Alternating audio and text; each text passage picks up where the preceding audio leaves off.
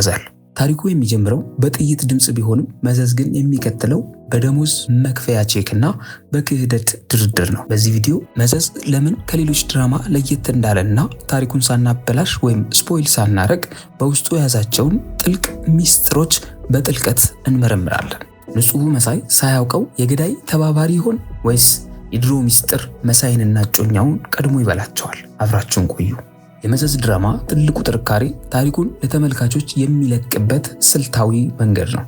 ብዙ ጊዜ በድራማዎች ላይ ሚስጥር ገና ከጅምሩ ይፈነዳል። እዚህ ግን ውጥረቱ የሚገነባው በዝምታ ነው። በተለይ ደግሞ መሳይ የተባለው ወጣት ሳያውቀው በዚህ አደገኛ ደም አፋሳሽ ጨዋታ ውስጥ መሳተፉ የታሪኩን ውጥረት ወይም ቴንሽን ወደ ከፍተኛ ደረጃ ከፍ ያደርገዋል። መሳይ ሊያገባ ጥቂት ቀናት ብቻ ነው የቀሩት።